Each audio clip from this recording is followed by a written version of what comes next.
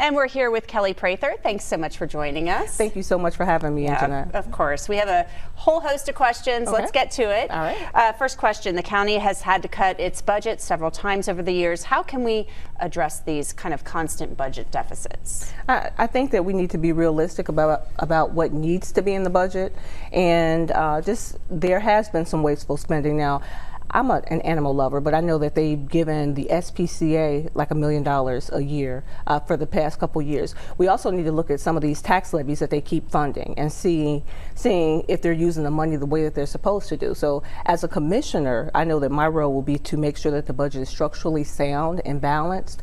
So we have to look at how we're spending, what we're allocating money for. Okay. Next, there have been a slight reduction, or there's been a slight reduction in the number of people dying from heroin overdoses here in Hamilton County, but also in other areas. But we're also seeing more methamphetamine coming into the area. What can the county commission do to address that issue?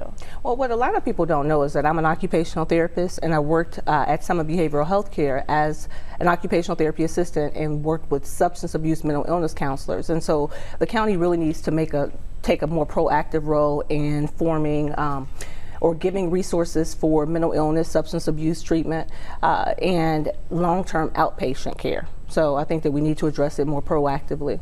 Do you support issue 7? I definitely support issue 7. I think that issue 7 will give us a leg up in terms of making sure that we have accessible transportation, expanded bus routes.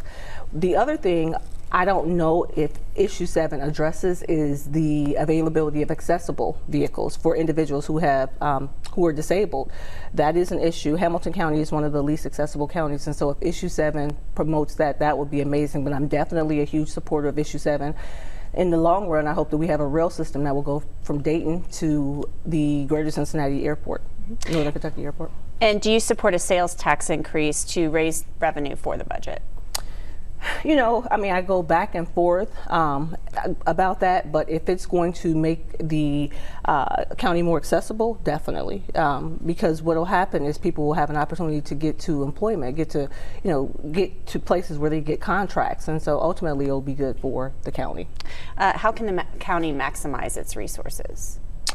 Well, the county can maximize its resources by allocating funds that improve the quality of life, people's quality of life. What people don't realize is that these wealth gaps significantly impact the economy. And so because you have the poverty, we have such a high rate of poverty. I think that, one of the goals should be to make sure that they have resources to give people the skills that they need to acquire jobs, make the contracts more accessible for small businesses, minority businesses, because what will happen is those businesses will support people in the community, and ultimately it will improve the state of the economy.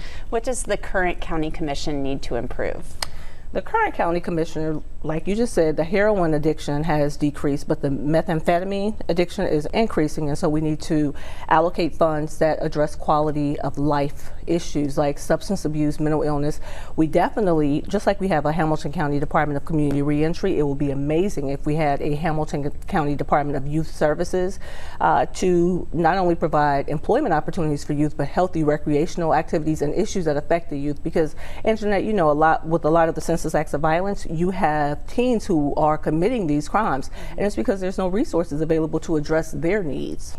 Okay, and Local 12, as you may know, has made a long-term commitment to looking into the childhood poverty issue and trying to solve that. Yes. What can the county commission do to address that issue? And I think I kind of alluded to that in one of the previous questions. We have the second highest childhood poverty rate in the nation. What we can do is we can allocate resources for parenting skills, we can allocate resources for jobs, we can make the county the opportunities within the county more transparent so that people can know what jobs are available through the county. We can, again, create a Department of Youth Services where you address the needs of the youth, and then they will be less likely to have children when they're younger. And so ultimately, it all works together. So that's what we could do there. And there's been a lot of coverage about how MSD has been plagued with a number of issues. Yes. What can the county commission do to ensure that ratepayers' best interests are served? Well, we need to make sure that we have a system of checks and balances for MSD, and make sure that we take a look at how MSD has used the funds historically to prevent waste. The county owns the MSD, and then the city runs it. And so again, we need a system of checks and balances. As far as saying that one either the city or the county should own it. I don't want to say that, because you have people who depend on those employment opportunities that's available through MSD who work for the county, and then some who work for the city. We just need to make sure that we have a check and balance system to ensure that the money is it's doing what it's supposed to do. All right. Thank you so much, Kelli Prather, for joining us. Oh, we appreciate you are so it. welcome. All Okay, right. thank you for having me.